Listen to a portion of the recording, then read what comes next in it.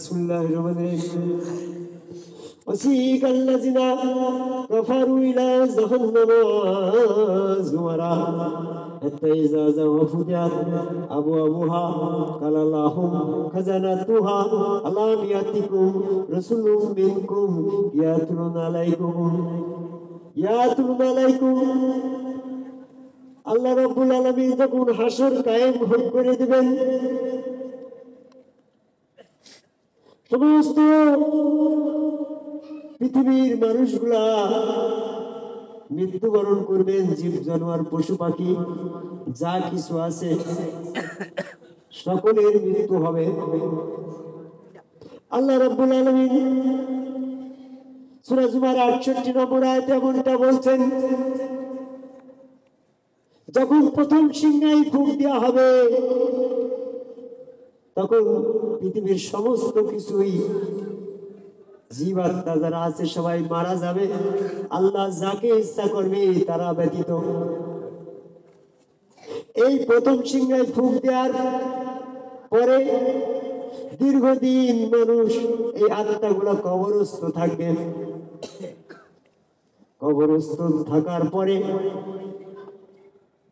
প্রথম সিংহা থেকে দ্বিতীয় সিংহা পর্যন্ত এটা কবরস্থ জগৎ। এই কবরস্থ জগতে মানুষ কতদিন থাকবে এটা কিন্তু কোরআনের ভিতরে নির্দিষ্ট করে বলা হয় নাই। তবে যখন দ্বিতীয় সিংহায় ফুঁক দেওয়া হবে, কবরস্থ দেহে যার যার দেহে তার তার আত্মার সংযোজন হবে। কবরস্থ দেহে আত্মার সংযোজন হওয়ার পরে কবরস্থ আত্মাগুলা মানুষগুলা উঠে এমনটি বলবে, হায় হায় রে, আমাদেরকে নিদ্রার থেকে কে জাগালো। সূরা ইয়াসিনের 51 নম্বর আয়াত। সূরা ইয়াসিনের 51 নম্বর আয়াতে এটা প্রমাণ করে যে কবরস্থ মানুষগুলা যখন জীবিত অবস্থায় দ্বিতীয় সিংহা ফুঁক দেওয়ার পরে, যখন আত্মা সংযোজন হওয়ার পরে কবর থেকে উত্থিত হবেন, তখন তারা বলবে, আমাদেরকে নিদ্রা স্থল থেকে কে জাগালো। এই নিদ্রা স্থল এই কথাই প্রমাণ করে কবর ছিল নিদ্রাময় অবস্থা। তখন সবাই প্রভুর দিকে দৌড় দেবে। দৌড়াতে দৌড়াতে যখন প্রভুর দিকে যাবে, প্রভুর কাছে গিয়ে তখন মানুষ কঠিন মুসিবতের ভিতরে পড়বে। এখন আমাদের একটা বিপদ হলে যেমনটা মানুষ নিজেকে ব্যস্ত করে ফেলে, বিভিন্ন ব্যস্ততার ভিতরে ছুটাছুটি করে, হাসরের দিন এমন একটা কঠিন মুহূর্ত আসবে, সেই দিন কেউ কারোর কোনো কাজে আসবে না। পিতা তার পুত্রের কোনো কাজে আসবে না, পুত্র তার পিতার কোনো কাজে আসবে না, স্বামী তার স্ত্রীর কোনো কাজে আসবে না। সেই কঠিন মুসিবতের দিনে আল্লাহ রাব্বুল আলামিন এমনটি ভাবে পবিত্র কোরআনে সূরা জুমার 69 নম্বর আয়াতে বলছে, সেদিন নবীগণকে এবং সাক্ষীগণকে ডাকা হবে। নবীগণ থাকবে, যার যার নবীর সাথে একজন করে সাক্ষী থাকবেন। নবীগণ এবং সাক্ষীগণকে ডাকা হবে। এই আয়াতে প্রমাণ করে যে সেদিন যার সাক্ষী ভালো হবে, নবী তাকে শাফায়েত করবেন। এই সাক্ষীর ব্যাপারে অনেক অজ্ঞতা আমাদের মধ্যে আছে। প্রথম যখন আরজি লেখা হয়, আরজিতে যাদের নাম সাক্ষীর নামের পাশে লেখা হয়, শুধু হাইকোর্টে বা কোর্টে ম্যাজিস্ট্রেটের সামনে সেই সেই ব্যক্তিগুলাই সাক্ষী দিতে পারে, ঠিক না কথা? আর অন্য কেউ সাক্ষী দিতে পারে না। আসলে সেই কঠিন মুসিবতের দিনে আপনার জন্য কে সাক্ষ্য দিবে, এটার নির্ণয় সার্টিফিকেট কিন্তু আরজি লেখার সময় দিতে হবে। আরজিটা কখন লেখা হয়েছিল? এই জীবনে মানুষকে দুনিয়াবি জিন্দেগি যেটা দেওয়া হয়েছে, এটা আখেরাতের ক্ষেত্র স্বরূপ। আখেরাতের ফসল যেমন, আপনি যেমন মাঠে জমি চাষ করেন, যখন ফসল কাটবেন সেই ফসলটা এমনি এমনি তো আপনার ঘরে আসছে না, আগে জমি চাষাবাদ করার পরে এসেছে। ঠিক এই জমিনটা হচ্ছে, জিন্দেগিটা হচ্ছে আখেরাতের শস্য ক্ষেত্র। এখানে আমি যেমনটা চাষ করবেন, আখেরাতে তেমনটা ফসল পাবেন। সেই দিনের কথা বলতে গেলে অনেক সময় লাগবে। আমি আবারও অনুরোধ করছি, যে যেখানে আছেন সেই মুহূর্তে এখানে উপস্থিত হয়ে যান। আমি আমার আজকের এই মাহফিলের যারা প্রধান অতিথি সভাপতি সাহেব আছেন তাদের আসন গ্রহণের জন্য আমি একটু অনুরোধ করছি। আজকে আমাদের এই মাহফিলের প্রধান অতিথি জনাব মোহাম্মদ আনারুল ইসলাম আনু মেম্বার সাহেব, 3 নম্বর ওয়ার্ড চাষলা ইউনিয়ন পরিষদ। প্রধান অতিথি সাহেব, আপনি যেখানে থাকেন আমাদের মাঝে উপস্থিত হয়ে আসন গ্রহণ করুন। বিশেষ অতিথি খাজা ডাক্তার গফুর চিশতি সাহেব মাহিদিয়া, আপনি যেখানে থাকেন আমাদের মাঝে উপস্থিত হয়ে আসন গ্রহণ করুন। খাজা মখলিসুর রহমান মাহিদিয়া, আপনি যেখানে থাকেন আমাদের মাহফিলে আসন গ্রহণ করুন। মোহাম্মদ কামরুল ইসলাম বাগেরহাট বাজার, আপনি যেখানে থাকেন আমাদের মাঝে এসে আসন গ্রহণ করুন। মোহাম্মদ মুতালেব হোসেন করসিয়া, আপনি যেখানে থাকেন আমাদের এই মাহফিলে আসন গ্রহণ করুন। আজকের এই মাহফিলের সম্মানিত সভাপতি সাহেব মোহাম্মদ জামাত আলী করসিয়া, জামাত আলী সাহেব আমাদের সম্মানিত সভাপতি সাহেব, আপনি যেখানে থাকেন আমাদের মাঝে উপস্থিত হয়ে আসন গ্রহণ করবেন। এই পরিসরে আমি যেটা বলতে চাচ্ছিলাম সেই জায়গায় আমি আমার কথা নিয়ে যেতে চাই। সূরা জুমার 69 নম্বর আয়াতে দৃষ্টি আকর্ষণ করে বলছি, সেদিন সেই কঠিন মুসিবতের দিনে নবীগণ এবং সাক্ষীগণকে ডাকা হবে আপনার বিষয়ে সাক্ষী দেওয়ার জন্য। This is the important point of the Holy Quran. কোরআনের ভিতরে এটা একটা ইম্পর্টেন্ট বিষয়। সেদিন আপনার জন্য সাক্ষীদাতা ডাকা হবে। সাক্ষী তো কয় রকমের সাক্ষী হয় গো? একটা শুনে শুনে সাক্ষী দেয়, একটা দেখে দেখে সাক্ষী দেয়, আর একটা আন্দাজে সাক্ষী দেয়। তাহলে সাক্ষী আদালতে গ্রহণযোগ্য কোনটা হয়? দেখা সাক্ষী ছাড়া আদালতে কোনো সাক্ষী গ্রহণযোগ্য নয়। আপনার জন্য যিনি সাক্ষী হবেন সেই ব্যক্তির সাথে আপনার চেনা জানা থাকতে হবে। যদি আপনাকে না চেনে, আল্লাহ রাব্বুল আলামিন যখন প্রশ্ন করবে আপনি যার ব্যাপারে সাক্ষ্য দিতে এসেছেন তাকে কি আপনি চেনেন বা তাকে কি দেখেছেন, বিষয়টা এরকম তো। তখন সাক্ষীদাতা বলবে আমি তো ওনাকে দেখি নাই, আমি তো চিনি না, তাহলে তোমার সাক্ষী গ্রহণযোগ্য নয়। সাক্ষ্য কথাটার ভিতরে শহীদ আল্লাহ, আল্লাহ পাকের সাক্ষ্যটাও এইখানে এমনটি ভাবে, যিনি দেখেছেন তোমাকে চিনেছেন তিনি সাক্ষী দিতে পারেন। ঠিক না কথা? সূরা ইউনূসের 45 নম্বর আয়াত দেখেন, সেই কঠিন মুসিবতের দিনে পরস্পর পরস্পরকে চেনা যাবে। চেনা যাবে কথাটা আসছে, তাহলে চেনা যায় কখন? পূর্বে যাকে দেখা হয়েছে তাকে চেনা যায়, তাই তো কথাটা। তোমার নাম কি জানো? জন্টু। তোমাকে আমি চিনি, ঢাকার গুলিস্তানে যদি দেখা হয় তখনই আমি চিনতে পারবো। যাকে কোনদিন দেখি নাই তাকে গুলিস্তানে কি চেনা যাবে গো? যদি আন্দাজে চেনা জানার ব্যাপারটাকে কেউ কাউন্ট করে বা এই ব্যাপারে প্রমাণ করে, তাহলে শয়তানকে শনাক্ত করা হয়ে যেতে পারে। কারণ তুমি তো আল্লাহ চেনো না, নবী চেনো না, শয়তানও চেনো না, এই তিনজনই তো তোমার কাছে অচেনা। এই নবীগণ এবং সাক্ষীগণকে ডাকা হবে। এই নবীগণ হচ্ছে অচেনা আর সাক্ষী হচ্ছে দেখা চেনা লোক, তোমার জন্য সাক্ষী দিবে।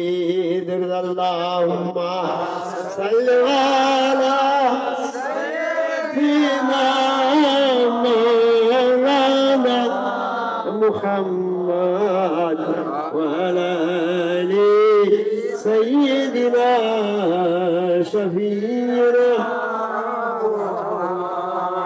বিসমিল্লাহির রহমানির রহিম। প্যারা হাজিরিন, এই বিষয়ে সংক্ষিপ্ত কথা বলতে চাচ্ছি, যদিও আমাদের মিলাদ মাহফিল শুরু করতে অনেক দেরি হয়ে গেছে। আমাদের তবারক রান্না পর্যন্ত আমাদের ধৈর্য ধারণ করতে হবে। এই পর্যন্ত আমি একটু পবিত্র কোরআন থেকে বিষয়ভিত্তিক আলোচনা করতে চাচ্ছি। যদি আপনারা ধৈর্যের সাথে আমার কথাগুলো শ্রবণ করেন তাহলে আমার কোনো লাভ না হলেও আপনার আপাতত ক্ষতি হবে না। যদি আপনি শুনে সেটা আমল নাও করেন, আমার কথাগুলো যদি শুনে আপনি পালন নাও করেন, তাহলে তো আপনার ক্ষতি তো হচ্ছে না। যে কাজে ক্ষতি নাই সেই কাজটা করতে আপনার আপত্তি কোথায়? আমি বলি আমার কথাটা শুনতে তো আপনার কোনো ক্ষতি হবে না, তাহলে মানেন না মানেন ওটা আপনার ব্যাপার। আমার অনুরোধ আছে কথাগুলা শুনে যান। আল্লাহুম্মা সাল্লি আলা সাইয়্যিদিনা মাওলানা মুহাম্মদ ওয়া আলা আলি সাইয়্যিদিনা শফিঈনা। বিসমিল্লাহির রহমানির রহিম। প্যারা হাজিরিন, আমরা ফজরের আজান শুনে মসজিদে যাই। মসজিদে যাই আমাদের অনেকের সাথে দেখা হয়। ইমাম সাহেবের সাথে তো আমাদের পরিচয় আছে, না হলে তো নামাজের পরে দেখা হলে তো হয়। কারোর সাথে যদি পরিচয় না হয়, ইমাম সাহেবের প্রত্যেক দিন 5 বার দেখা হলে তার সাথে তো চেনা হয়ে যায়। আপনি যে সালাত আদায় করেছিলেন ওই ইমাম সাহেবকে সাক্ষী রাখতে পারেন, কারণ আপনি তো ইমাম সাহেবকে চেনেন, আপনাকেও সে চেনে। তাহলে আপনি যদি ইমাম সাহেবকে রসুল হিসাবে বিশ্বাস করে তার নামটা যদি সাক্ষীর খাতায় লেখেন, তাও তো আপনি চেনা সাক্ষী পেলেন। কথা, যারা 5 ওয়াক্ত নামাজ পড়েন তাদের জন্য সাক্ষী দাতা হবে ইমাম সাহেব, তাই তো? কিন্তু শর্ত হচ্ছে যাকে আপনি সাক্ষী মানবেন তিনি অবশ্যই রসুল হতে হবে। রসুল ব্যতীত কেউ কিন্তু আপনার সাক্ষী হতে পারছে না। তাহলে আপনি ইমাম সাহেবকে রসুল হিসাবে যদি বিশ্বাস করে থাকেন তাহলে তিনি আপনার সাক্ষী হতে পারবে। আর যদি তিনি আপনার রসুল না হয় তাহলে আপনি তাকে সাক্ষী মানলেও সেটা গ্রহণযোগ্য হচ্ছে না। কারণ দিনের ব্যাপারে আল্লাহ এবং রসুলের বাইরে তৃতীয় কোনো ব্যক্তির অস্তিত্ব নাই। আল্লাহ এবং রসুল এবং ইমাম সাহেব যদি আপনি 3 জন ব্যক্তিকে সাক্ষী হিসাবে রাখেন, তাহলে আল্লাহ আছিনা, রসুল আছিনা, আপনার ইমাম সাহেব তো চিনা ব্যক্তি। তাহলে কয়জন হইল গো? 3 জন হয়ে গেল। এই 3 জন হলি বলছে সূরা নিসার 171 নম্বর আয়াতে বলছে আল্লাহ বিশ্বাস করো, রসুল বিশ্বাস করো, 3 বুঝলো না, কারণ 3 দিনের ক্ষেত্রে গ্রহণযোগ্য নয়। সূরা নিসার 171 নম্বর আয়াতে যদি আল্লাহ বিশ্বাস, রসুল বিশ্বাস এবং ইমাম সাহেবের বিশ্বাসের ব্যাপার আসতো, তাহলে কিন্তু 3 বিষয়টা আসলে ইমাম সাহেব আপনার সাক্ষী হতে পারত। অনেকে এরকম পীরের বাড়ি যায়, পীর সাহেবকে তো সে চেনে, সেদিন কঠিন মুসিবতের দিনে তিনি পীর সাহেবকে সাক্ষী মানলেন। যেহেতু পীর সাহেব রসুল নয়, তাহলে তিনি সাক্ষীর খাতায় থাকতে পারছে না, কারণ রসুল ব্যতীত পীর সাহেব যদি সাক্ষী হয় তাহলে তো সূরা নিসার 171 নম্বর আয়াতের পরিপন্থী হয়। পরিপন্থী শব্দের অর্থ হচ্ছে বিরোধ। এই আয়াতে বলা হয়েছে আল্লাহ এবং রসুলের ভিতরে দ্বীনের ব্যবস্থাপনা সীমাবদ্ধ থাকবে। যদি তিন পদ্ধতিতে চলে যায় তাহলে সেটা শিরক গণ্য হয়ে যাবে। কারণ আলা লিল্লাহি দীনু খালিসুন, দ্বীনের ব্যাপারে সকল আনুগত্য পাবে একমাত্র আল্লাহ। দ্বীনের ব্যাপারে একমাত্র কে আল্লাহ আনুগত্য পাবে? জোরে বলেন কে? আলা লিল্লাহি দীনু খালিসুন, এখানে লিল্লাহি মানে আল্লাহর কথা বলা হয়েছে। কোন পীর সাহেব আনুগত্য পাবে না, কোন ইমাম সাহেব আনুগত্য পাবে না, কোন মাওলানা মুফতি সাহেব আনুগত্য পাবে না। একমাত্র যিনি রাসূল হবেন দ্বীনের ক্ষেত্রে তিনি আনুগত্য পাবেন। কারণ রাসূলের ওই ইমাম সাহেবের আনুগত্য করলে, ওই পীর সাহেবের আনুগত্য করলে, ওই উলিল আমরের আনুগত্য করলে, ওই মাওলানা মুফতি সাহেবের আনুগত্য করলে ওই আনুগত্য রাসূলের হবে কিংবা ওই আনুগত্য আল্লাহর হবে, এই মর্মে পবিত্র কোরআনে কোনো আয়াত নাই। আমি কোরআন গবেষণা করে দেখেছি, কোরআন মোতাবেক যারা বিধান ফয়সালা করে না দ্বীনের বিষয়ে তারা জালেম, ফাসিক, কাফের। মাইদার 44, 45, 47 নম্বর আয়াত। আপনি পীর সাহেবের আনুগত্য করে জীবন পার করলেন। পীর সাহেবের আনুগত্য করা, ওই আনুগত্য, ওই গরু কুরবানি, ওই গরু নিয়ে যাওয়া, বাস নিয়ে যাওয়া, ওরকম লাখ লাখ টাকা সেখানে দরবার করা, ওই বিষয়গুলা যে দ্বীনের আনুগত্য হইল, ওই আনুগত্যটা আল্লাহর খৈতেনেও গেল না, রসুলের খৈতেনেও গেল না, ওটা সে আটশি বাবাজানের কাছেই থেকে গেল। আমি নাম বলছি না, তবে উপস্থাপনায় একটা ঠিকানা না বললে তো বোঝা যায় না। তাহলে পীরের আনুগত্য করা আপনার কোনো লাভ হলো না, ইমাম সাহেবের আনুগত্য করা আপনার কোনো লাভ হলো না, উলিল আমরের আনুগত্য করাও আপনার কোনো লাভ হইল না। কারণ হচ্ছে ওই আনুগত্য গুলা রসুলের পর্যন্ত পৌঁছাইল না। রসুলের পর্যন্ত না পৌঁছালে ওটা আল্লাহ পর্যন্ত যাবে না। আমি আরবিক সাহিত্যের পরে মাস্টার্স করছি। সাহিত্য মানে উপমা, উপমা দিলে সহজে বিষয়টা বোঝা যায়। আগো আলামিন, তুমি তো এমএ পাস করেছো, তুমি মনে করো ঢাকায় একটা চিঠি পোস্ট করবা, চিঠির পরে ঢাকার ঠিকানা না লিখে যদি তুমি সেকেন্ড সেকেন্ড ওই খামটা ফেলে তো তাহলে কি ওটা যাবে নাকি যথাস্থানে? তারপরেও যদি ঠিকানাটা লেখো, যদি নির্দিষ্ট করে রুদ্রপুর পোস্ট অফিসে যদি না যেয়ে পোস্ট করো তাহলে কিন্তু যে কোনো বাক্সে ফেললে সেইখানেই আজীবন থেকে যাবে, ওটা কিন্তু ঠিকানা মতো যাবে না। ঠিক তদ্রূপ ভাবে আমি বলছি, দ্বীনের আনুগত্যের ঠিকানা হচ্ছে রসুল। রসুলের কাছে এই আনুগত্য নামের সাবজেক্টটা, দ্বীনের আনুগত্যটা না করলে, অন্য কোনো জায়গায় করলে সেটা আপনার কোনোই কাজে আসছে না। কারণ সেটা তো রসুল পর্যন্ত পৌঁছাচ্ছে না, আল্লাহ পর্যন্ত পৌঁছাচ্ছে না। আপনি অনেকেই মনে করে, আমি কোরআন গবেষণা করে দেখেছি, এই ধর্মের প্রশ্ন দিয়ে যখন আলেম ওলামা, মাওলানা, মুফতি সাহেব, পীর সাহেবদেরকে আঁকড়িয়ে ধরা হয়, এরকম খামচিয়ে ধরা হয়, তখন তারা সূরা নিসার 59 নম্বর আয়াতটা নিয়ে এখানে পিছলিয়ে যেতে চাই, ফাঁক পেতে চাই। আগো মাছ ধরার সময় যদি জাল ফেলা হয় আর সেই নওলা মাছে যদি জাল এরকম ফাঁক পায়, সে ফাঁক দিয়ে লাফ মেরে চলে যাওয়ার চেষ্টা করে না। আমার ওই মাওলানা সাহেবরা মনে করো কাতলা মাছ, ওই পীর সাহেবরা মনে করো কাতলা মাছ। আমি যখন কোরআনের নেটওয়ার্কের জাল দিয়ে যখন ধরলাম, তখন তারা নিসার 59 নম্বর আয়াত দিয়ে ফাঁকে বেরিয়ে যেতে চাই, বলে যে আতিউল্লাহ আতিউর রাসূল উলিল আমরি মিনকুম, আল্লাহর আনুগত্য করো, রাসূলের আনুগত্য করো এবং উলিল আমরেরও আনুগত্য করো। এই আয়াতে উলিল আমর কথাটা রয়েছে। আল্লাহ, রাসূল এবং উলিল আমর কয়জন হইল গো? তিনজন যদি হয় তাহলে সূরা নিসার 171 নম্বর আয়াতে বলল তিন, বলল না, তিন দিনের ক্ষেত্রে গ্রহণযোগ্য না। কারণ একমাত্র রাসূলের আনুগত্য করলে ওটা আল্লাহর আনুগত্যে গণ্য হয়। সূরা নিসার 80 নম্বর আয়াত, মানাতু রাসূলাহু ফাকাদাতুল্লাহ, যে ব্যক্তি রাসূলের আনুগত্য করলো সে তো আল্লাহর আনুগত্য করলো। এখানে আয়াত এসেছে, যে ব্যক্তি উলিল আমরের আনুগত্য করলো সে ব্যক্তির রাসূলের আনুগত্য করলো কিংবা আল্লাহর আনুগত্য করলো, এই মর্মে তো কোনো আয়াত আসে নাই।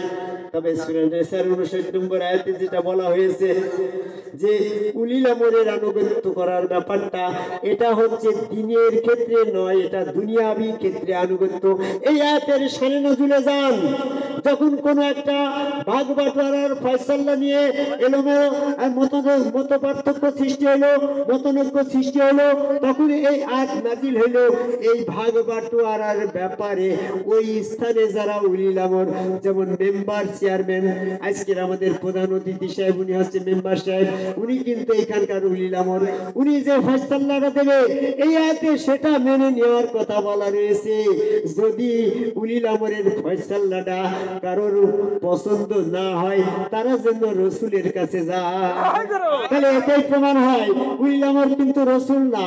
উলিল আমরের আনুগত্যটা দিনের ক্ষেত্রে নয়, দিনের ক্ষেত্রে আনুগত্যটা হচ্ছে রসুলের আনুগত্য, কারণ রসুলের আনুগত্য করলে আল্লাহর হচ্ছে, আর আল্লাহ ছাড়া দিনের ক্ষেত্রে কেউ আনুগত্য পাবে না। আল্লাহুম্মা সাল্লি আলা সাইয়্যিদিনা মাওলানা মুহাম্মদ ওয়া আলা আলি সাইয়্যিদিনা শফিঈনা। বিসমিল্লাহির হাজিরিন, এই আয়াতে দুই ধরনের আনুগত্য কথা বলা হয়েছে। একটা দিনের আনুগত্য, দিন মানে ধর্ম, এই রাত দিন, এই দিন না, এটার ইংরেজিতে হচ্ছে ডে নাইট, মানে রাত আর দিন। আর আমি যে দিনের কথা বলছি মালিক ইয়াউমিদ্দিন, ধর্মের মালিক যিনি, এখানে দিন মানে ধর্ম বলা হয়েছে না, সেটা ফাতিহার ভিতরে বলা হয়েছে মালিক ইয়াউমিদ্দিন, মালিক হচ্ছে ধর্মের, দিনের মালিক যিনি, সেটাকে আল্লাহ।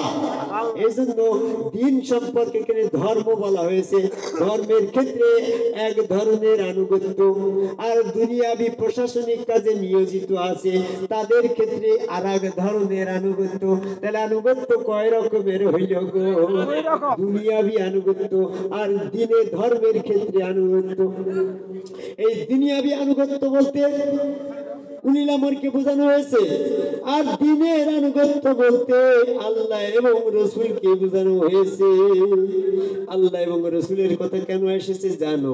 আল্লাহ লিল্লাহি দীনু খালিসুন, দিনের ব্যাপারে সকল আনুগত্য যখন আল্লাহ পাবে, তাহলে রসুল কেন এখানে দিল? রসুলের আনুগত্যের ভেদটা আমি একটু পরে বলবো। সূরা নিসার 59 নম্বর আয়াতের ফাঁকটা একটু বুঝিনি। কাতলা মাছ যদি ধরতে হয় ফাঁক থাকলে কি জানে মাছ ধরবেন নাকি গো? এখানে দিনের আনুগত্য আর দুনিয়াবি আনুগত্য, দুইটা আনুগত্য বুঝাতে গিয়ে উলিল আমরের কথা এসেছে।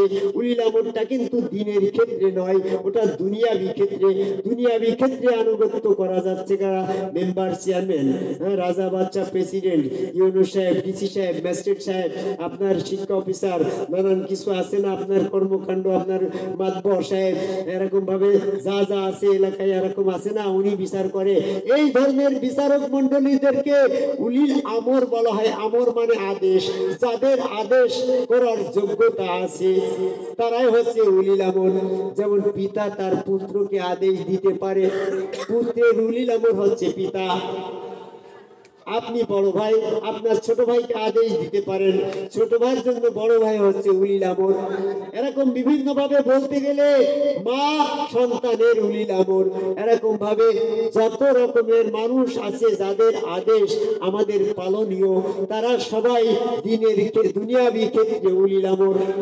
এই উলিল আমরের আনুগত্য এটা দিনের ক্ষেত্রে প্রমাণ করতে গিয়ে যারা পীর সাহেবকে নিয়ে আসছে, যারা মাওলানা মুফতি সাহেবকে নিয়ে আসছে, যারা আলেম উলামাদেরকে নিয়ে আসছে, তাদের ক্ষেত্রে আমি বলি আপনার জন্য যদি এরকম দিনের ক্ষেত্রে একটা উলিল আমরের প্রয়োজন হয়, উলিল আমরের ক্ষেত্রে যদি উলিল আমরটা যদি আপনার পীর সাহেব হয় কিংবা মাওলানা মুফতি সাহেব হয় কিংবা দিনের ক্ষেত্রে আর একটা ব্যক্তি হয়, হতে পারে। দিনের ক্ষেত্রে যদি এরকম হয়, সূরা নিসার 59 নম্বর আয়াতটা তো যখন নাজিল হয়েছে তখন তো নবী সাহাবাদের ক্ষেত্রেও এটা প্রযোজ্য ছিল। কি করলাম? আবু বকর উমর উসমান তো এই আয়াতটা পালন করবে, করবে না? তাহলে আবু বকর উমর উসমানের জন্য এই আয়াত অনুসারে দিনের ক্ষেত্রে তিনজনের আনুগত্যের প্রয়োজন হয়। একটা হচ্ছে আল্লাহ, আরেকটা হচ্ছে রসুল, রসুল আছে নবী মোহাম্মদ সাল্লাল্লাহু আলাইহি ওয়াসাল্লাম। আর উলিল আমর বলতে মোহাম্মদ সাল্লাল্লাহু আলাইহি ওয়াসাল্লামের বাইরে তৃতীয় আরেকজন ব্যক্তির অস্তিত্ব তো সেখানে এসে যায়, ঠিক না কথা? ওই সেই হযরত আলী তো দ্বীনের ক্ষেত্রে নবী মোহাম্মদ সাল্লাল্লাহু আলাইহি ওয়াসাল্লাম রসুল, উনার বাইরে তো তিনি আর কারোর কাছে আনুগত্যের বায়াত গ্রহণ করে তাকে উলিল আমর সাব্যস্ত করে তার কাছে আনুগত্য, দ্বীনের আনুগত্য করে নাই, ইতিহাসে তো পাওয়া যায় না। তো আবু বকর ওমর উসমান তৎকালীন শাহবাদের জন্য যদি এই আয়াতে দ্বীনের ক্ষেত্রে উলিল আমর বিষয়ে তৃতীয় ব্যক্তির কোনো অস্তিত্ব সেখানে না থাকে, তাহলে আপনি কেন সেটাকে দ্বীনের ক্ষেত্রে নিয়ে পীর সাহেবের আনুগত্য করবেন? আমি পীর বিরোধী লোক না, তারপর আপনার বোঝানোর জন্য বলছি, এই পীরপন্থী, আলেমপন্থী, মৌলানাপন্থী, এরকম মুফতিপন্থী, উলিল আমর পন্থী গুলা হচ্ছে দ্বীনের ভিতরে মিথ্যা উদ্ভাবন। এই মিথ্যা উদ্ভাবন দ্বারা সেদিন অধিকাংশ মানুষ প্রবঞ্চিত হবেন। আমি একজন কোরআন গবেষক হিসেবে যদি এগুলো আপনাদের কাছে না বুঝে দিই, তাহলে সেদিনকে আমাকে প্রশ্ন করা হবে, আপনি তো এই এলাকার জন্য কোরআন গবেষক ছিলেন, আপনি কেন কোরআনের বিষয়গুলা ওই মানুষগুলাকে নিরীহ জনতার কাছে বলেন নাই? এই জন্য আপনাদেরকে জানানো আমার দায়িত্ব এবং কর্তব্য। আর মানা না মানার ব্যাপারটা কিন্তু আপনার ব্যক্তিগত বিষয়, ওদিকে আমি যাচ্ছি না। আমার কথা ছিল উলিল আমর, পীর সাহেব এবং আলেম ওলামা, মাওলানা সাহেবরা থাকবে, কিন্তু তাদের আনুগত্য করা যাবে না। আনুগত্য করতে হবে দ্বীনের ক্ষেত্রে একমাত্র রসুলের এবং আল্লাহর, ঠিক না কথা? আল্লাহ এবং রসুলের আনুগত্যের বাইরে যদি কাউকে আপনি পৃথিবীতে আনুগত্য করেন, তাহলে সেটা শিরক গণ্য হয়ে যাবে। সূরা বাকারা 165 নম্বর আয়াত খুলে দেখেন, মিন দুনিল্লাহি, আল্লাহকে পরিত্যাগ করে যারা অন্যকে অভিভাবক সাব্যস্ত করেছেন, তারা এরকম ভাবে শিরকের ভিতরে আছেন। তাদের জন্য কঠিন দুঃসংবাদ রয়েছে। দুঃসংবাদটা হচ্ছে এমনটা, আল্লাহ রাব্বুল আলামিন বলছেন সূরা জুমার 65 নম্বর আয়াতে বলছে, শিরক সবচেয়ে বড় অপরাধ, শিরক সবচেয়ে বড় অপরাধ। সূরা লুকমানের 13 নম্বর আয়াতে বলছে শিরক সবচেয়ে বড় জুলুম। আর সূরা ইমরানের 82 নম্বর আয়াতে, সূরা আনামের 82 নম্বর আয়াতে বলছে, তোমাদের ঈমানকে জুলুম দ্বারা কলুষিত করো না। আবার সূরা নিসার 48 নম্বর আয়াতে বলছে, শিরকের অপরাধ ক্ষমা করা হবে না।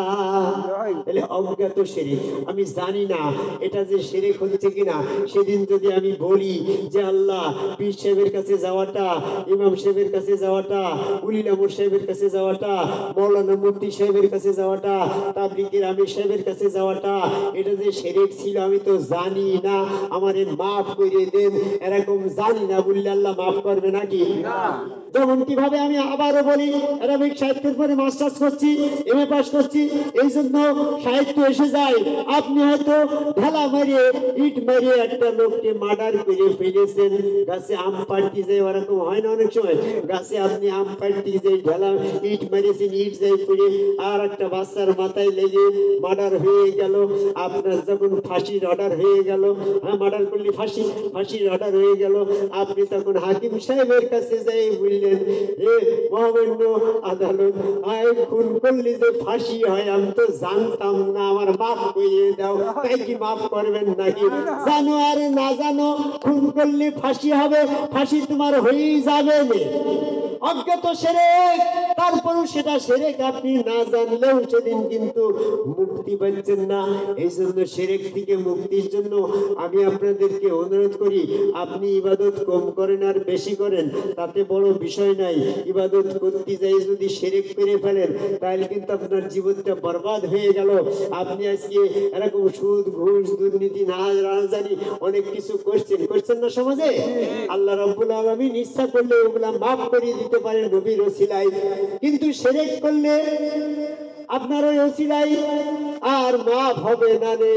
কারণ নবী তো যখনই আপনি শিরক করলেন, শিরকের অপরাধ আল্লাহ ক্ষমা করবে না।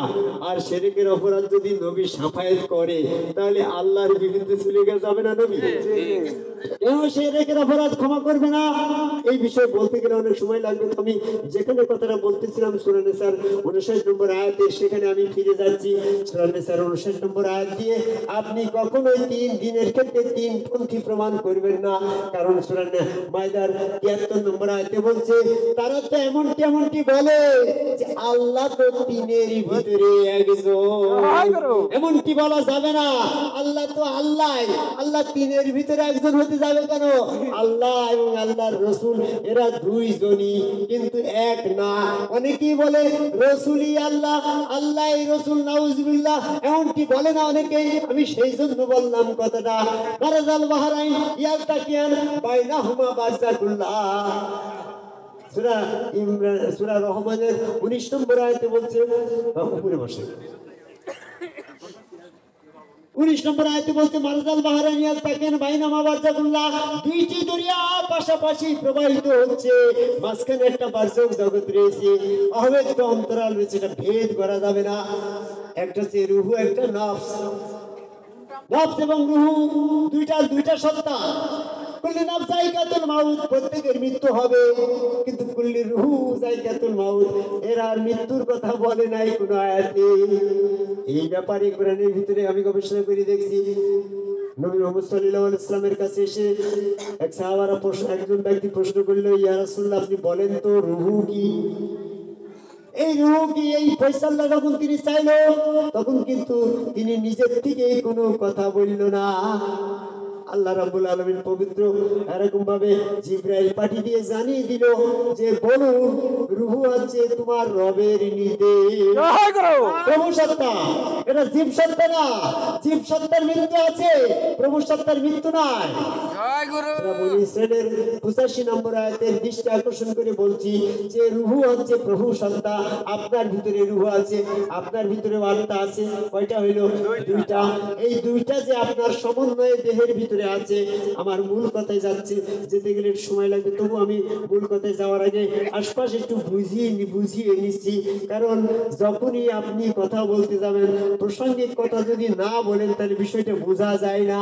এই জন্য বলছি, নবীকেই যারা আল্লাহ বলে, আল্লাহকেই যারা নবী বলে, তাদের ক্ষেত্রে মারাজাল বাহরাইন ইয়ালতাকিয়ান বাইনাহুমা বারযাকুল্লাহ কথাটা প্রযোজ্য রয়েছে। এখানে রূহ এবং নফস দুইটা বিষয়। কুল্লি নাফস যায়কাতুল মাউত, নবীদের মৃত্যু হয়েছে, কাজেই নবীগণ কিন্তু প্রভু না, রূহ না, রূহের মৃত্যু নাই। তাহলে রূহ এবং নফস দুইটা বস্তু আলাদা ভাবে দেহের ভিতরে রয়েছে। কখনো রূহ কখনো নফস হবে না, নফসের সাথে মিশবে না, নফস কখনো রূহ হবে না। অনেক বিভ্রান্ত তরিকতপন্থীরা বলে নিজেকে চিনলে আল্লাহ চেনা যায়। আরে নিজেই কি তুমি আল্লাহ হয়ে গিয়েছো? নিজেকে চিনলে আল্লাহ চেনা যায়? নিজেকে চিনলে আল্লাহ চেনা যায় না গো, যায় না। নিজেকে চিনলে শয়তানরা ভালো করে চেনা যায়। এই সমস্ত ভ্রান্তি মতবাদদেরকে সতর্ক করে দিতে চায়। আপনারা স্বরূপে যারে দেখছেন সেটা যদি আল্লাহ হয়, তাহলে স্বরূপ যাজনকারী নমরুদ কেন কাফের হয়? অনেক অন্যদিকে আমার কথা চলে যাচ্ছে, আমি ওদিকে যেতে চাচ্ছি না। কারণ সার্বিকভাবে যে কথাটা বলতে এসেছি সেটাই শুধু বলে যাই। সূক্ষ্ম শিরক, অজ্ঞাত শিরকের বিষয়টা আমি বলতে চাচ্ছিলাম। সেটা হচ্ছে মানুষ এবং আল্লাহ, এটা দুইটা বিষয়। এই দুইটা বিষয়কে আপনি এক করতে পারেন না। আল্লাহ এবং আল্লাহর রসুল, এটা দুইটা বিষয়। রসুল হচ্ছে মানুষ, আনা বাশারুম মুসলিকুম, আমি তোমাদের মতন মানুষ। এখানে বাশার শব্দ এসেছে। সূরা আওকাফের 110 নম্বর আয়াত খুলে দেখেন। নবী মুহাম্মদ সাল্লাল্লাহু আলাইহি ওয়াসাল্লাম সম্পর্কে যখন লোকে জিজ্ঞাসাবাদ করলো আপনি কি নূরের তৈরি না মাটির তৈরি, এরকম ভাবে প্রশ্ন আসলো, আপনি আসলে কি, আপনার পরিচয় কি, তখন কিন্তু নিজের তরফ থেকে কিছু বলে নাই। যে সমস্ত আয়াতগুলোতে প্রশ্ন এসেছে সেই সমস্ত প্রশ্নের অ্যানসার দেওয়ার জন্য আল্লাহ রাব্বুল আলামিন জিবরাইল পাঠিয়ে দিয়ে, ওই জিবরাইল এসে বলছে কোল মানে বলো, কাকে বলতে বলা হয়েছে? নবী মুহাম্মদ সাল্লাল্লাহু আলাইহি ওয়াসাল্লামকে বলতে বলা হয়েছে। তার মানে নবী মুহাম্মদ সাল্লাল্লাহু আলাইহি ওয়াসাল্লাম সেটা নিজে জানে না, আর জানে না বিধায় তাকে জিবরাইল দিয়ে জানায় দেয়া হইল। তাহলে অনেকেই বলে, আমি বিশেষ করে তিনটি আয়াতের রেফারেন্স দিয়ে আপনাদের সামনে বিশাল একটা সত্য মিথ্যা প্রমাণ করে দিতে চাচ্ছি, যেটা আপনাদের মন মস্তিষ্কের ভিতরে, মগজের ভিতরে এঁটে বসে আছে, না টাইট দেওয়ার মতন টাইট হয়ে আছে। সেই তিনটি আয়াতের কোন শব্দ দিয়ে আমি এটা প্রমাণ করতে চাচ্ছি, ঢিল করে দিতে চাচ্ছি। কথাটা হচ্ছে এরকম, অনেকে আমরা বলি নবী মুহাম্মদ সাল্লাল্লাহু আলাইহি ওয়াসাল্লামের কথাগুলা হাদিস। নবী মুহাম্মদ সাল্লাল্লাহু আলাইহি ওয়াসাল্লাম নিজেই তো হাদিসের অনুসারী না। নিজেই যখন হাদিসের অনুসারী না, আপনি নবীর অনুসারী হয়ে হাদিসের অনুসরণ করবেন কেন? তাহলে আপনি নবীর অনুসারী তো থাকলেন না। আবার কথাটা শুনে নেন, অনেকেই বলে আমরা হাদিসের অনুসারী। আরে হাদিসের অনুসারী বলে না? তো তুমি যদি হাদিসের অনুসারী হও, তাহলে নবী তো হাদিসের অনুসারী হতে হবে। নবী নিজেই তো হাদিসের অনুসরণ করে নাই, তাহলে তিনি নিশ্চয়ই হাদিসের অনুসারী ছিল না। তিনি নবী হাদিসের অনুসারী না, আর আপনি মৌলানা সাহেব হাদিসের অনুসারী, তাহলে তো আপনি নবীর অনুসারী না।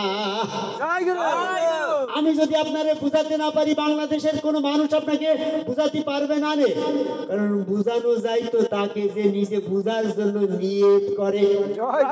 যারা নিয়তই করে না তাকে কি বুঝানো যায়? আমাদের দেশে এরকম তালের পাতা দিয়ে একটা ছাতি তৈরি করা হইতো। বাজার থেকে একটা ছাতি কিনে নিয়ে আসলি, বৃষ্টি নেমেছে ফুটিয়ে নিলাম, আবার বৃষ্টি ছাড়িয়ে গেছে বুঝিয়ে নিলাম, কিন্তু তাইলেও ছাতি কিন্তু ফুটানোই হয়েছে একবারও, আর বুঝানো যায় না। আমাদের মার্কা কিছু লোক আছে, তাইলেও ছাতি মার্কা, তাদের যতই চেষ্টা করো তারা বুঝতে চায় না, এই জন্য তাদের বুঝানো যায় না। আমি তাদের জন্য বলছি না, যারা বুঝতে চান তাদের জন্য কতটা বুঝে নেওয়া দরকার। আল্লাহুম্মা সাল্লি আলা সাইয়্যিদিনা মুহাম্মাদ ওয়া আলা আলি সাইয়্যিদিনা শফিনা। যেটা বলতেছিলাম, নবী মুহাম্মদ সাল্লাল্লাহু আলাইহি ওয়াসাল্লাম নিজেই হাদিসের অনুসারী ছিলেন না। তার আয়াত কি, প্রমাণ কি, দলিল কি, এটাও তো আপনাদের জেনে নেওয়া দরকার। ঠিক না কথা? যখন লোকে তাকে প্রশ্ন করলো, ইয়া রাসূলুল্লাহ আপনি বলেন তো যে এরকম ভাবে রূহ কি, তিনি যদি হাদিসের অনুসারী হইতো, তিনি তো হাদিসের একটা প্যাকেজ তিনি বলে দিতে পারতো যে রুহু এটা বা সেটা, একটা অ্যান্সার দিতে পারতো। যদি তিনি নিজের কথাকে অনুসরণ করত, নিজের কথাকে দলিল হিসাবে মনে করত, তাহলে তিনি তো এখানে উত্তর দিয়ে দিতে পারত যে রুহু হচ্ছে প্রতিপালকের নির্দেশ, এটা প্রভু সত্তা, এটা নিজে কি বলতে পারতো না? বলতে পারতো না, পারতো, কিন্তু তিনি তো বললে ওটা তো হাদিস হয়ে যেত। ওটা তো কেউ ইচ্ছা করলে পরবর্তীতে হাদিস নবী বিরোধী লোকগুলা তো নাও মানতে পারে। যেমন আমাদের আওয়ামী লীগ বিএনপি আছে না, বিএনপিরা টাইম করে গেল, আওয়ামী লীগ এসে ওটা আর মানল না, আওয়ামী লীগ আর টাইম করলো, বিএনপি এসে আর মানল না। এটা তো ওই বাংলাদেশের সংবিধানের রচনা, কিন্তু আল্লাহর সংবিধান কি পরিবর্তন হবে গো? এই জন্য নবী মুহাম্মদ সাল্লাল্লাহু আলাইহি ওয়াসাল্লাম যদিও জানতো রূহ হচ্ছে প্রভু সত্তা, তিনি নিজের থেকে বললে ওটা হাদিস হয়ে যেত। এই জন্য তিনি তো হাদিসের অস্তিত্বকে কাউন্ট করবে না, গণনায় রাখবে না, হাদিসের অস্তিত্বকে তিনি শনাক্ত স্বাক্ষর করবে না। এই জন্য তিনি নিজের তরফ থেকে এই অ্যান্সারটা না দিয়ে জিবরাইলের অপেক্ষা করল। জিবরাইলের অপেক্ষা করা এটা প্রমাণ হয় যে তিনি নিজেই নিজের কথাকে অনুসরণ করে নাই। আল্লাহ রাব্বুল আলামিন তার জন্য যে আয়াতটা জিবরাইলের মাধ্যমে নাজিল করেছে, ওইটাই তিনি অনুসরণ করেছে। এতেই প্রমাণ হয় যে নবী নিজেই হাদিসের অনুসারী ছিলেন না। সূরা আনামের 50 নম্বর আয়াত খুলে দেখেন। সূরা আনামের 50 নম্বর আয়াত খুলে বলেন আল্লাহ রাব্বুল আলামিন বলছেন, হে নবী, তোমার প্রতি যাহা ওহী অবতীর্ণ হয় শুধু তুমি তাহারই অনুসরণ করো, অন্য কোনো কিছুই অনুসরণ করিও না। রাব্বুল আলামিনের নির্দেশ তিনি অমান্যকারী ছিলেন না, তাই তিনি তখন তাকে প্রশ্ন করা হলো যে বলুন তো রূহ কি? তখন নিজের তরফ থেকে এটা উত্তর না দিয়ে জিবরাইলের অপেক্ষায় ছিল। আর জিবরাইলের অপেক্ষায় থাকায় প্রমাণ করে যে তিনি নবী হয়েও নিজের কথাকে হাদিস হিসাবে, দিনের দলিল হিসাবে চালু হোক এটা তিনি চান না। ঠিক না কথা?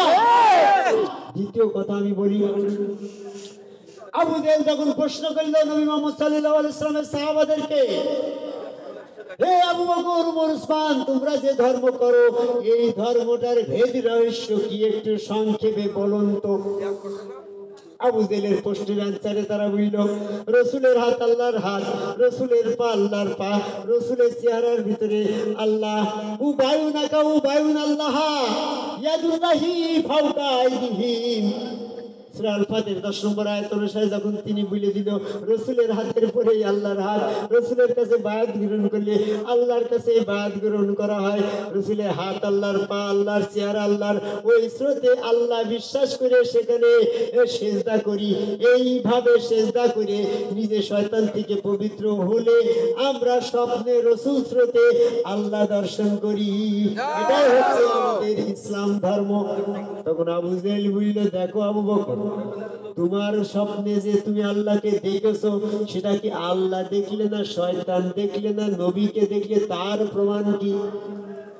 তখন বলছে, নবীর কাছে জিজ্ঞাসা করলে নবী বলছে, হে রাসূল, আপনি কি স্বপ্নে আমার ঘরে গিয়েছিলেন?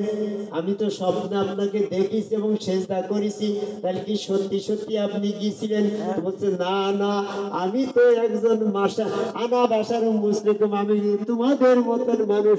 তোমার রাত্রি তুমি ছেলে মেয়ে নিয়ে শুয়ে আছো, আমি যদি সেখানে একটা যাইতে লজ্জার একটা ব্যাপার হয়, অসভ্য কাজ তো আমি করি না, কাজে আমি যাই নাই, কথা সঠিক। আপনি যদি না যান তাহলে আমি কি শয়তান দেখলাম? আমি তো সেজদাও করেছি আপনাকে, আমি কি তাহলে শয়তানকে সেজদা করলাম? তো বলছে, না না, আমার এই চেহারা মোবারক শয়তান ধরতে পারে না, কাজে তুমি শয়তান দেখো না, এটাও নিশ্চিত। তখন ওই ব্যক্তি বলছে, আপনি জাননি এ কথাও সঠিক, কারণ আপনি তার মিথ্যা বলেন না। আবার শয়তানও আপনার কাছে আমার কাছে যায়নি, কারণ এটাও সত্যি, কারণ শয়তান তো আপনার স্রোত ধরতে পারে না। আর আমি যে সব আপনাকে দেখলাম এটাও তো সত্যি। এই তিন সত্যির কাছে পড়ে মহাসত্যের উদয় হয়ে গেল।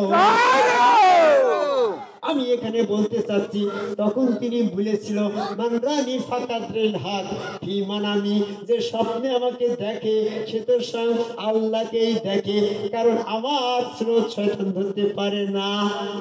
এই যুক্তিতে তখন নবী আবু বকরকে বলল, আবু বকর হযরত আলী যখন বলল আবু জেহেলকে, রাসূল স্রোতে আমরা স্বপ্নে আল্লাহ দর্শন করলাম।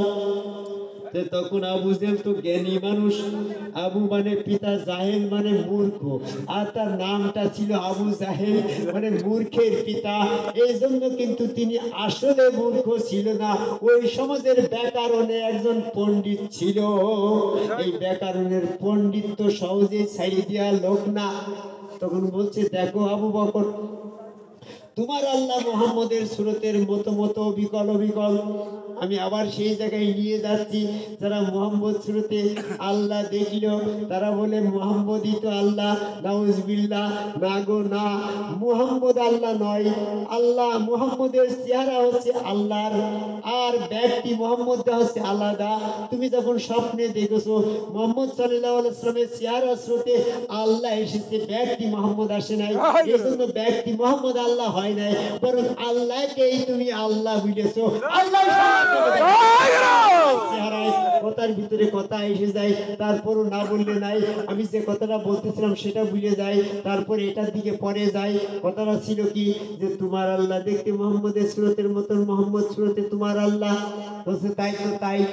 বলছে তাহলে এরকম ভাবে ঈসা আলাইহিস সালামের ভক্ত স্বপ্নে দেখলো সে আল্লাহটা তো ঈসা আলাইহিস সালামের মতো বলছে তাই তো তাই মুসা আলাইহিস সালামের উম্মত যখন স্বপ্নে আল্লাহ দেখলো, কারণ স্বপ্ন তো সব একই রকম, স্বপ্নের কি ভিন্নতা আছে নাকি গো?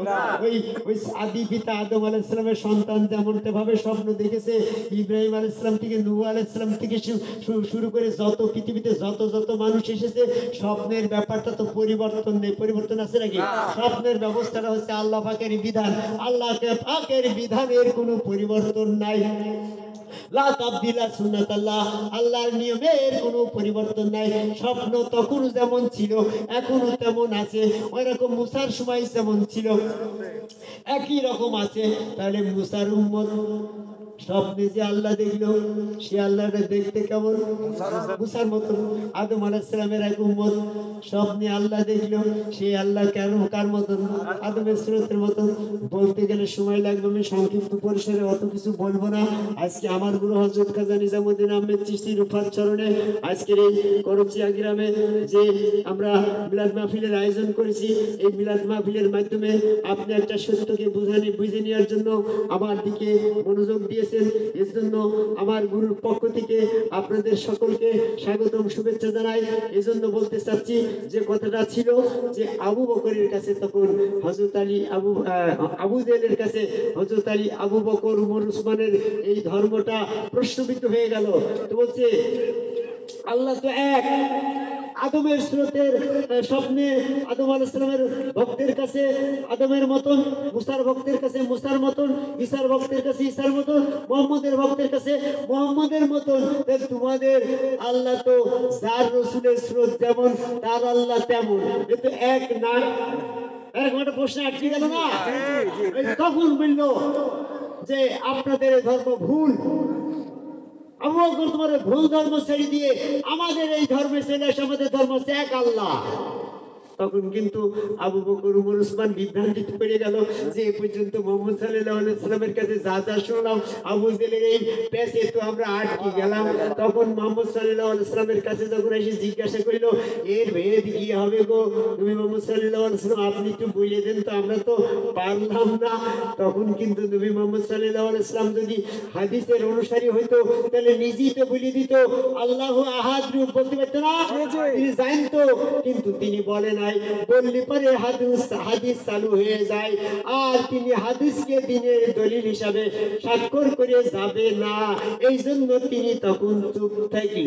জিবরাইল এসে বলে দিল কুল হু আল্লাহু আহাদ, বলো ওই আবু জেহেলকে যে আল্লাহ হচ্ছে আহাদ। আহাদ মানে কি গো? আরবিতে যারা মাওলানা টাইটেল পাস করেছেন তাদের দৃষ্টি আকর্ষণ করে বলছি, শোনার জন্য শুনেন না, বুঝার জন্য বুঝেন। ওয়াহিদ মানে এক। যারা মাদ্রাসার ছাত্র এখানে আছেন কিংবা আমার মাইকের আওয়াজে যে সমস্ত মাদ্রাসার ছাত্রগুলো আমার ওয়াজ শুনবেন কিংবা ইউটিউবে ফেসবুকে যাই শুনবেন, তাদের কাছে আমি বলতে চাই এক থেকে আরবিতে 10 পর্যন্ত গোনেন তো, এর ভিতরে কি আহাদ শব্দ আছে কিনা?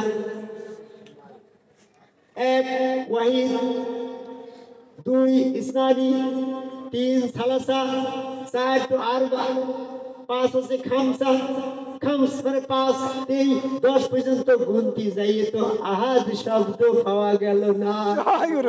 ওয়াহিদ মানে আল্লাহ রাব্বুল আলামিন যখন বেহেশতের ভিতরে ফেরেশতাদের মাধ্যমে প্রশ্ন করেছিল তখন ফেরেশতাদেরকে বলা হয়েছিল বলো আল্লাহু ওয়াহিদ, তখন বলল আল্লাহ এক। আর এই আবু বকর উমর উসমানের কাছে যখন আবু জেহেল প্রশ্ন করল তখন তো ওয়াহিদ শব্দ না এসে আহাদ শব্দ আসলো। এটার আহাদের ব্যাখ্যা আমি যাব না, আমার লক্ষ্য ছিল, কথা ছিল নবী হাদিস অনুসরণ করে নাই। সূরা ইখলাসে কুল হু আল্লাহু আহাদ জিবরাইল এসে বলে দিল, তাই তিনি বলল। এটাই প্রমাণ হয় নিজে জিবরাইলের অনুসারী, ওহীর অনুসারী ছিল, তিনি হাদিসের অনুসারী ছিল না। ঠিক না? তাহলে যাদের মাথায় নাট টাইট হয়ে আছে হাদিস দিনের দলিল, একটু লুজ করে ধরেন তো। হাদিস কিন্তু দিনের দলিল হচ্ছে না, হাদিস হচ্ছে শয়তানের একটা দলিল। কারণ হাদিস তো কোরআনের মধ্যে আসে নাই।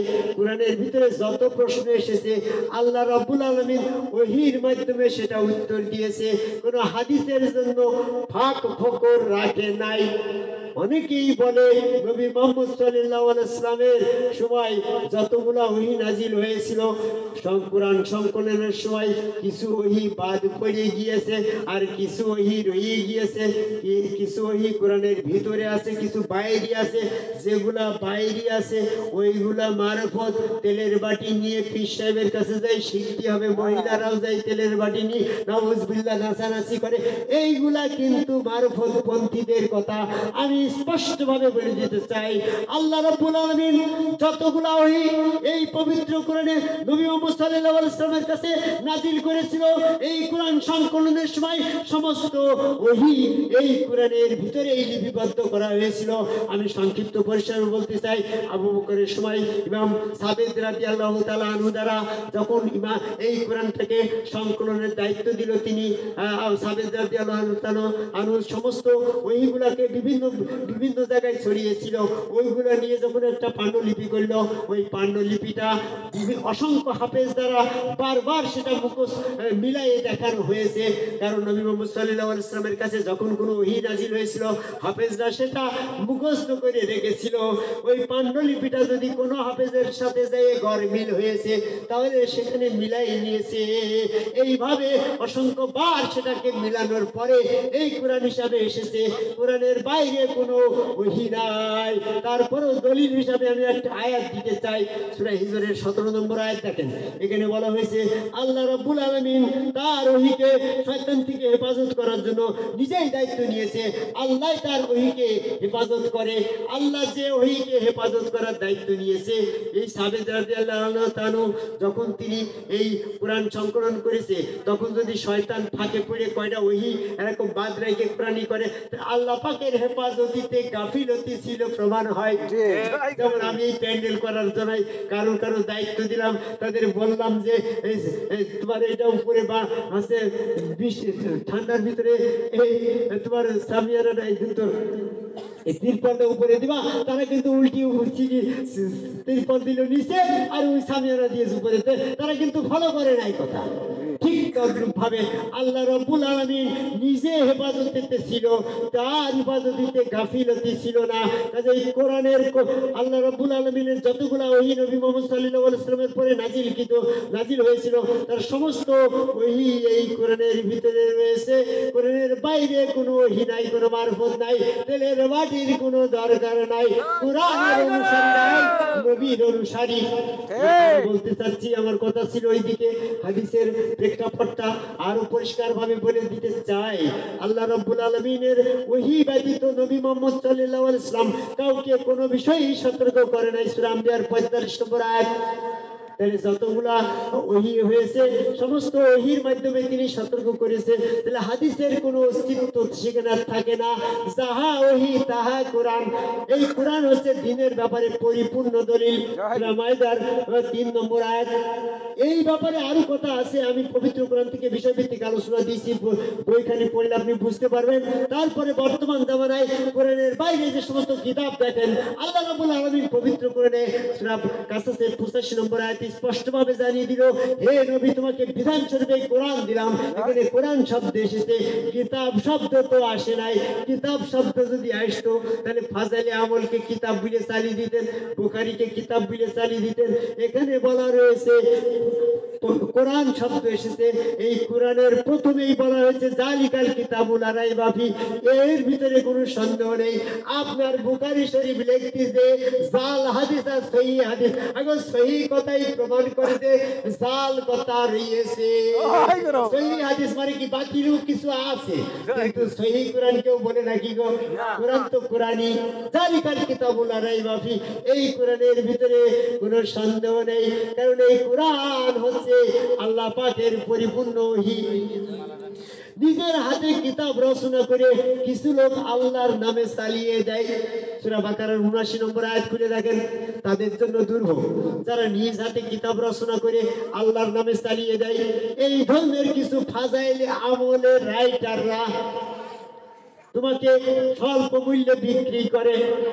যারা কোরআনের বিষয়গুলোকে উল্লেখ না করে কিছু কিতাব রচনা করে স্বল্প মূল্যে তা বিক্রি করে, এমন বিষয়গুলা থেকে নিজেকে দূরে রাখেন। নিজের কোরআনই হচ্ছে পরিপূর্ণ দিন পালনের জন্য, কোরআনই পরিপূর্ণ দলিল। আমার কথা সেই আগের জায়গায় ফিরে যাই। সূরা নিসার 59 নম্বর আয়াতে বলা হয়েছে না, আতিউল্লাহ আতিউর রাসূল উলিল আমর মিনকুম। এই উলিল আমর দিয়ে মাওলানা সাহেবের ওয়াজকে শোনা তোমরা দলিল মনে করছো, উলিল আমর দিয়ে তুমি পীর সাহেবের কথা শোনাকে দলিল মনে করছো, উলিল আমর দিয়ে তুমি ইমাম সাহেবের কথা শোনাকে দলিল মনে করছো, উলিল আমর দিয়ে তুমি তাবলীগের আমির সাহেবকে দলিল প্রমাণ করছো। এমনটা যদি হয় তাহলে আবু বকর ওমর ওসমানের জন্য রাসূলের বাইরেও আরেকটা আমির সাহেবের তো দরকার হয়। এমনটা যখন নাই তখন পীর সাহেব বা উলিল আমরের বিষয়গুলোকে আমি আর বলতে চাচ্ছি না। একমাত্র রাসূল হবে দিনের ক্ষেত্রে সাক্ষী। আমার আলোচনা দীর্ঘায়িত করব না, কারণ মানুষের মন মস্তিষ্ক বেশি সময় কথা ধরে রাখতে পারে না। আমি হয়তো ঘন্টার পর ঘন্টা বলতে পারবো, কারণ আমি কোরআন গবেষক, আপনি তো কোরআন গবেষক না। কিন্তু আমার গবেষণা আপনার ধারণ করার মতন মস্তিষ্ক তো নাই। অহংকার করবো না, তারপর অহংকার এসে যায়। আমি যখন আমার বয়স যখন 14 বছর, তখন আমি হযরত খাজা নিজামুদ্দিন আহমেদ চিশতির কাছে বায়াত গ্রহণ করেছিলাম। এই যে পাশে মাহিদি গ্রাম, উনি জ্ঞানের সাগর, জ্ঞানের মহাসাগর ছিলেন, কামেল অলি ছিলেন। উনার আনুগত্য করে আমি পরবর্তীতে লেখাপড়া ছেড়ে দিয়ে জঙ্গলে বসবাস করা শুরু করে দিলাম, সংসারটাকে বৈরাগী মতন। পরে উনি আমার মেধার পরিচয় পেয়ে উনার মাধ্যমে আমি 4টি ভার্সিটি ডিগ্রি লাভ করেছি। 1982 সালে রাজশাহী বিশ্ববিদ্যালয় থেকে বিএসসি পাস করছি। তারপরে 1985 সালে ঢাকা বিশ্ববিদ্যালয় থেকে আইনে ল পাস করছি। তারপরে জগন্নাথ বিশ্ববিদ্যালয় থেকে আমি আরবিকে জিওগ্রাফিতে মাস্টার্স করছি। এরকম ভাবে 1997 সালে জাতীয় বিশ্ববিদ্যালয়ের আন্ডারে কবি নজরুল কলেজ থেকে আরবিক সাহিত্যের পরে লিটারেচার পরে মাস্টার্স পাস করছি। কাজে আমি আপনার ওই 3 বা 3 ফেল করা ওই মূর্খ আলেমের মতন মূর্খ পরিচয় দিয়ে কথা বলতে আসি নাই। আপনার প্রয়োজনে আপনি বিষয়গুলো শুনে নেন। এরকম উলিল আমর, পীর সাহেব বা এরকম আরো যারা আছে, এইগুলার ফলো করার কোনো দরকার নাই। পবিত্র কোরআন মোতাবেক যারা বিধান দেয় না তাদেরকে অনুসরণ করেন না। আমি সর্বসাকুল্যে যে কথা বলতে যে শেষ করলাম, আল্লাহ রাব্বুল আলামিন যখন তিনাকে বলল যে অনেকেই বলে যে নবী তো আল্লাহ, আল্লাহ তো নবী, তখন কিন্তু এই ধরনের আরেকটা প্রশ্ন আসলো। এই সময় আল্লাহ রাব্বুল আলামিনের অপেক্ষা তিনি করলো, তিনি তো বলে দিতে পারতো ওগো আমি তোমাদের মতন মানুষ, আমি কিন্তু আল্লাহ না, বলতে পারতো না? কারণ সূরা ইমরানের 79 নম্বর আয়াত খুলে দেখো, যাদের পরে ওহী নাজিল হয়, যাদের পরে নবুয়ত দেওয়া হয়, তারা এমনটি বলতে পারে না তোমরা আমার ইবাদত করো, এমনটি বলতে পারে না। বরং তিনি এমনটি বলেন তোমরা রব্বানি হয়ে যাও, আল্লাহওয়ালা হয়ে যাও, এটা বলতে পারে। তিনি আল্লাহ, তিনি রব, এটা বলতে পারে না। তিনি তো এটা বলে দিতে পারতো, কিন্তু তখন তিনি নিজের তরফ থেকে উত্তর যদি দিয়ে দিত তাহলে হাদিসকে সার্টিফাই করা হয়ে যেত। তিনি হাদিস সার্টিফাই করবে না, এই জন্য তিনি তখন বলে নাই। জিবরাইল ফেরেশতা এসে বলল, ও বলো আনা বাশারুম মুসলিকুম, আমি তোমাদের মতন মানুষ। কিন্তু আল্লাহ না। বিভ্রান্তিমূলক প্রশ্ন, বিভ্রান্তিমূলক কথা ইসলামের ভিতরে অনেক এসেছে। আমি সংক্ষিপ্ত পরিসরে যেটা বলতে চাচ্ছি, সমস্ত বিভ্রান্তি নিরসনকারী হচ্ছে এই কোরআন। কোরআনের ভিতরে আসেন, কোরআনকে বোঝার চেষ্টা করেন।